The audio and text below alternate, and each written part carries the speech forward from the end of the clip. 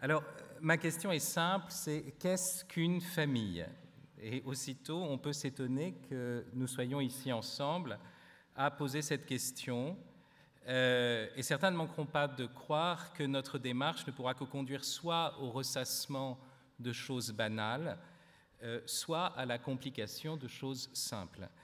Nous n'aurions pas d'autre alternative avec une telle question que d'enfoncer des portes ouvertes ou de couper les cheveux en quatre. En même temps, on le devine, les premières évidences sont cachées dans leur lumière. Ce n'est pas seulement comme le nez au milieu de la figure, trop proche pour être vu, ni comme le paysage 100 fois retraversé, tellement connu qu'il s'efface. C'est surtout comme une source qui éclaire et fonde les autres choses, mais qui ne peut pas être elle-même fondée et éclairée. Nous provenons tous d'une famille, nous commençons tous avec un nom de famille, nous avons tous eu une certaine famille pour berceau. La famille est un fondement, et si elle est fondement, on ne saurait fonder la famille. Si elle se situe au principe de nos vies concrètes, il devient impossible de la justifier ou de l'expliquer parce qu'il faudrait recourir à un principe antérieur. Et la famille ne serait plus qu'une réalité secondaire et dérivée, et non pas une matrice. Les théoriciens qui voudraient que la première communauté humaine fût issue d'un contrat passé entre des individus asexués et solitaires, ces théoriciens déclarent eux-mêmes qu'il s'agit là d'une fiction, la fiction du contrat, d'une hypothèse de travail et non d'une réalité.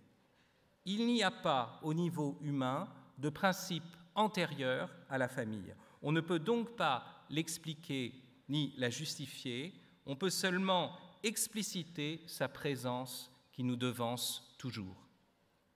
Et c'est pourquoi ceux qui attaquent la famille dans son évidence sont si difficiles à contester.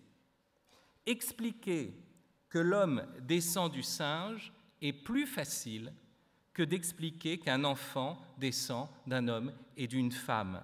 Parce que dans le premier cas, la thèse réclame effectivement des explications, et même des explications nombreuses, alors que dans le second, il n'y a rien à expliquer.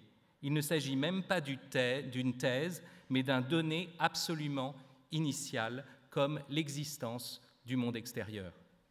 Or, comment prouver que le monde extérieur existe? Comment montrer à quelqu'un que le soleil est clair? Et pourtant, le soleil manifeste les couleurs et par là se manifeste. La famille dont nous avons à parler manifeste et se manifeste. On a beau contester, cela se manifeste. Et cela ne se manifeste pas que dans la rue, cela se manifeste en nous, dans nos culottes, si j'ose dire. Qu'on le veuille ou non, cela se manifeste aussi bien à l'église que dans une soirée LGBT. Cela se manifeste par la barbe d'un capucin aussi bien que par la poitrine d'une fémène. Pour que cela ne se manifeste plus, il faudrait être un ange. Nous assistons ainsi, de la part de ceux-mêmes qui ont prétendu refouler la famille, à un retour du refoulé familial. Ceux-là même qui dénonçaient la famille comme l'institution répressive et oppressive de base, ceux-là veulent à présent fonder des familles et faire de l'enfant le produit d'une manipulation génétique, puisque l'égalité réclame que 2 femmes ou 2 hommes puissent également avoir des enfants avec leurs propres gamètes. Ce qui est allé bien au-delà de l'oppression ou de la répression, puisque c'est courir vers une fabrication pure et simple et faire despotiquement de l'enfant l'objet d'un planning, la réalisation d'un fantasme et plus encore le cobaye d'un laboratoire. Cette contradiction prouve qu'on ne peut déconstruire le naturel, mais seulement construire à côté son simulacre, comme on ne fabrique une intelligence artificielle que d'après le peu que l'on a compris de l'intelligence humaine. Qu'est-ce donc qu'une famille? J'en arrive à la réponse à cette question. Les gens les mieux intentionnés à son égard insistent sur certains éléments de définition. J'en retiendrai 3. Premièrement, la famille est le lieu du premier amour. Il est fondamental que les parents s'aiment et que l'enfant soit aimé, sans quoi la famille ne peut que se dessécher ou se décomposer.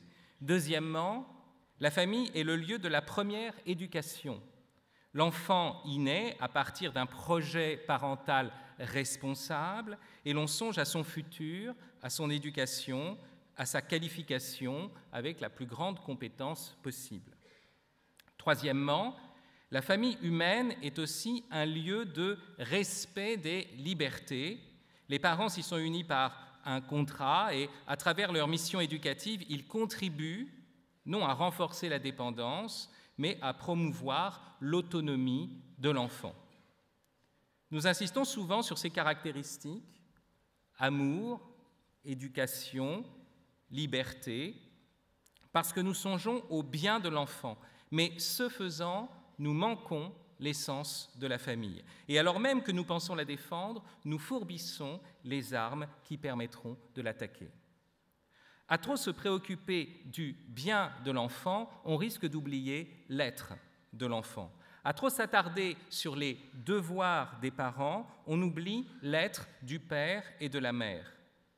Les éléments que nous venons de proposer, amour, éducation, liberté, disent tout sauf l'essentiel, à savoir que les parents sont les parents et que l'enfant est leur enfant.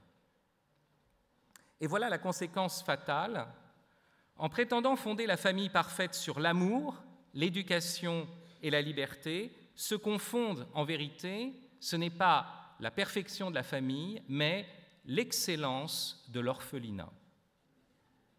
Cela ne fait aucun doute, dans un excellent orphelinat, on aime les enfants, on les éduque, on respecte leur personne. On y est même en quelque sorte dans la plénitude du projet parental, puisque prendre soin des enfants est le projet constitutif d'une telle entreprise. Par voie de conséquence, ne considérer la famille qu'à partir de l'amour, de l'éducation et de la liberté, la fonder seulement sur le bien de l'enfant en tant qu'individu et non en tant qu'enfant, et sur les devoirs des parents en tant qu'éducateurs et non en tant que parents, c'est proposer une famille déjà défamilialisée.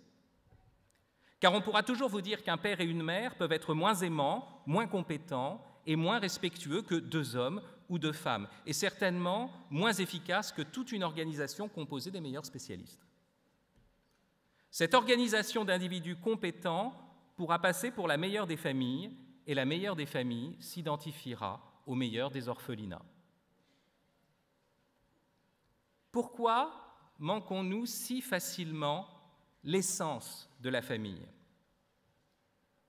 Parce que le principe de la famille est trop élémentaire, trop humble, trop animal encore en apparence, et donc honteux, comme on parle des parties honteuses, vous m'avez compris. Le principe de la famille est dans le sexe. Même quand il s'agit d'une famille adoptive, même quand il s'agit d'une famille spirituelle où le père est un père abbé et les frères sont des moines, les pures et hautes dénominations qu'on emploie viennent d'abord de la sexualité. Les noms du Père et du Fils s'énoncent à partir de ce fondement sensible qui est notre fécondité charnelle.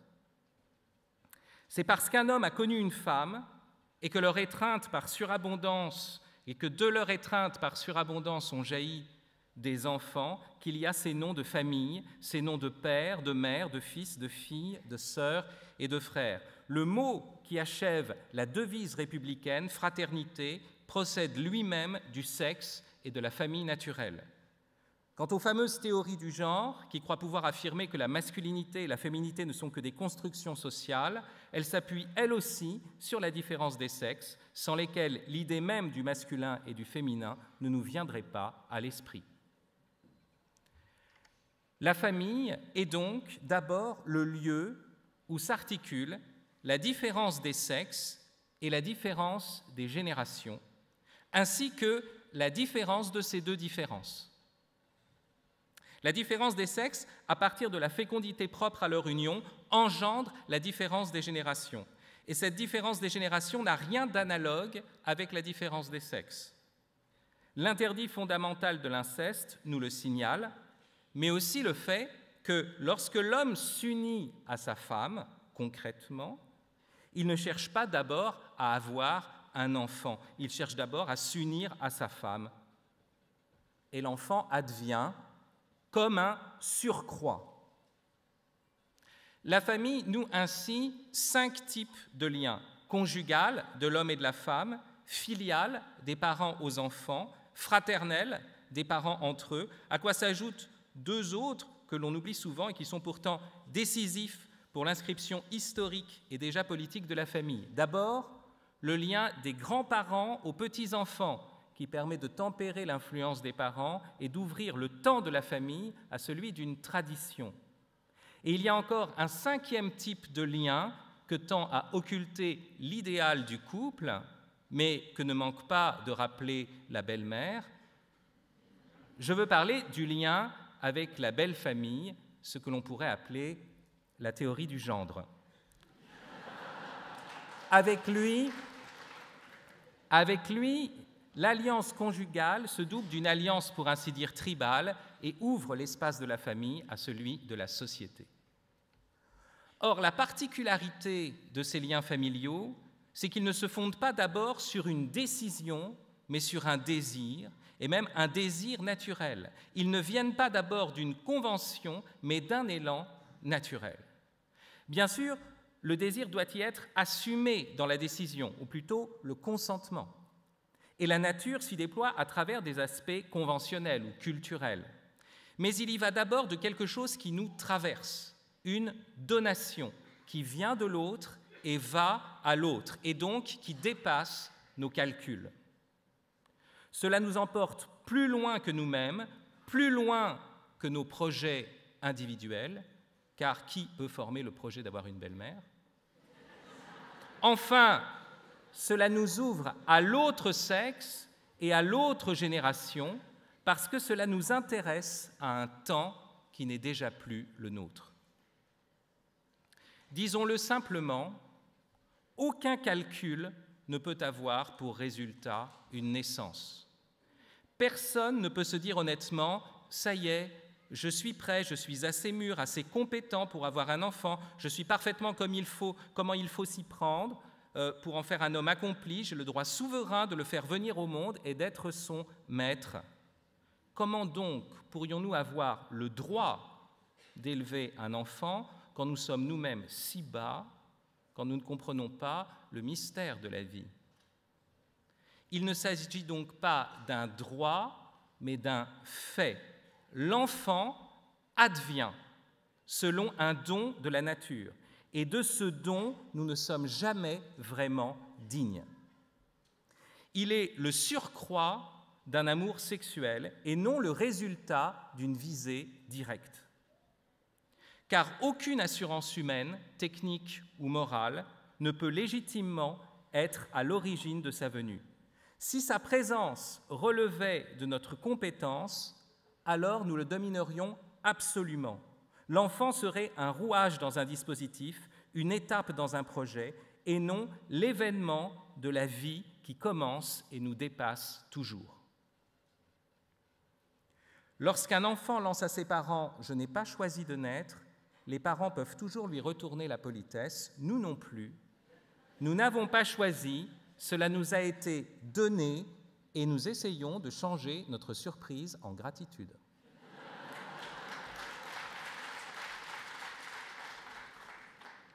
Nous pouvons à présent reprendre les 3 éléments dont nous avons parlé plus haut, l'amour, l'éducation et la liberté, et voir comment ils se spécifient au sein de la famille, à partir de cette donation qui nous dépasse.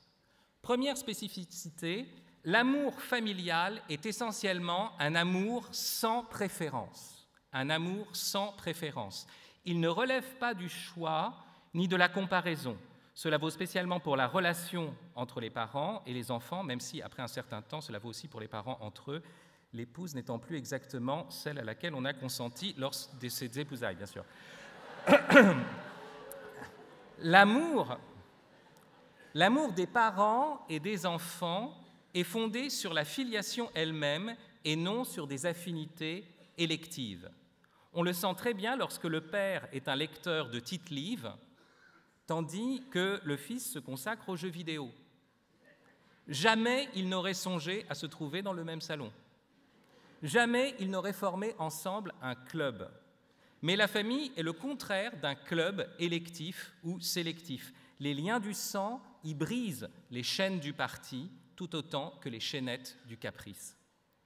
L'enfant est toujours tel que les parents ne l'auraient pas voulu, mais aussi tel qu'ils l'aiment et donc qu'ils consentent inconditionnellement à l'accueillir. Les parents sont toujours tels que les enfants leur auraient préféré des héros de films, Charles Ingalls par exemple, ou Yoda. Mais aussi, les parents sont tels qu'ils les aiment malgré tout de cet amour constitutif qui précéda leur propre conscience d'eux-mêmes et donc tels qu'ils doivent inconditionnellement les honorer. La famille, c'est toujours l'amour du vieux con et du jeune abruti. Et c'est cela qui la rend si admirable. C'est cela qui en fait l'école de la charité. La charité est l'amour surnaturel du prochain, celui qu'on n'a pas choisi et qui nous est de prime abord antipathique. Or, les premiers prochains que l'on n'a pas choisis et qui nous sont souvent insupportables, ce sont nos proches. Deuxième spécificité. Dans la famille, le lien éducatif se fonde sur une autorité sans compétence. On n'attend pas d'être un bon père ou une bonne mère pour avoir un enfant, sans quoi on attendrait toujours. La paternité vous tombe dessus parce que le désir vous a tourné vers une femme. Je parle pour moi. Quel rapport entre les deux? La biologie y voit une continuité, mais la phénoménologie, disons, la lecture de l'expérience vécue montre une disproportion radicale, sinon une rupture entre le désir érotique et l'accueil d'un enfant. La paternité n'est pas une anticipation, c'est la présence de l'enfant qui vous donne votre paternité, qui vous en investit soudain comme d'un costume trop grand. On peut comprendre, s'il en va ainsi, la réticence des fabricateurs du meilleur des mondes. En quoi celui qui a simplement couché avec une femme serait-il habilité à élever un enfant? En quoi sa libido bestiale lui octroie-t-elle une quelconque compétence éducative? Cette réticence conduit fatalement au règne des incubateurs et des pédagogues et à la mise au rebut des véritables parents. Le père est alors remplacé par l'ex-père et la famille par la firme professionnelle. Mais dans la famille, il ne s'agit pas d'abord de projet d'éducation, mais de réalité de filiation. Ce n'est pas la compétence qui y fonde l'autorité, c'est l'autorité reçue, malgré ses faiblesses, qui se met par la suite en quête d'une certaine compétence sans doute, mais qui possède aussi son efficacité propre, quoique paradoxale. L'autorité sans compétence a une valeur en soi, et même une valeur sans prix. D'une part, le père y montre qu'il n'est pas le père, avec une majuscule, qu'il est lui-même un fils, et donc il doit, avec son fils, se tourner vers une autorité plus haute que la sienne. D'autre part, puisque son autorité ne vient pas d'une compétence, mais d'un don, le père ne peut pas faire de l'enfant sa créature et essayer de le valoriser sur sa propre échelle de valeur. Il doit l'accueillir, il doit accueillir son enfant comme un mystère. Et c'est cela l'autorité la plus profonde qui se distingue de toute compétence fonctionnelle. Elle n'instruit pas l'enfant en vue de telle ou telle qualification particulière, elle lui manifeste le mystère de l'existence comme un don reçu. Enfin, troisième spécificité, en droite ligne de celle qui précède, dans la famille s'exerce une liberté sans maîtrise. Quelque chose, nous l'avons déjà vu, qui n'est pas la liberté d'indépendance ou de pure décision, mais une liberté de consentement à ce qui est donné. Le projet parental est vite brisé par l'aventure familiale. Car il s'agit bien d'une aventure et non d'une projection. Toutes les tragédies antiques en témoignent, qui mettent toujours en scène des histoires de famille. Mais il y a aussi ce fait ordinaire qui appartient plutôt à la comédie selon Molière, le fils ou la fille n'ont de père et de mère que pour les quitter, fonder une autre famille, épouser un parti qui n'est souvent pas le meilleur aux yeux de leurs parents. La famille est toujours en excès sur elle-même, non seulement par le don de la naissance, mais aussi par les alliances extérieures dont elle procède et vers lesquelles elle va. Il y a votre belle-mère, puis il y a la belle-mère de votre propre fils. Il y a cette extension de proche en proche qui, d'après Aristote, constitue le village, puis la cité. Cette liberté sans maîtrise, qui vous lance dans une aventure et même dans un drame, répond à des liens qui ne sont pas contractuels. On aimerait bien ne vivre que selon des contrats et pouvoir ajuster les rapports selon sa convenance, se dégager dès que ça sent la crise. Or, on peut changer d'associé, mais on ne peut pas changer d'enfant. Et l'on peut devenir copain avec un plus âgé que soi, mais on ne peut, sans fausseté, devenir le copain de son père. Comme la différence sexuelle empêche la fusion, la différence générationnelle interdit le nivellement. Il faut faire avec un ordre causal, une hiérarchie donnée, un patrimoine hérité, ce qui invite la liberté à s'ouvrir aux distinctions du réel et à ne pas sombrer dans l'indifférenciation d'une prétendue toute-puissance. Nous pouvons à présent approcher la famille dans le secret de son essence. Elle n'est pas une chose parmi d'autres, mais foyer. Et non pas foyer clos, mais foyer rayonnant.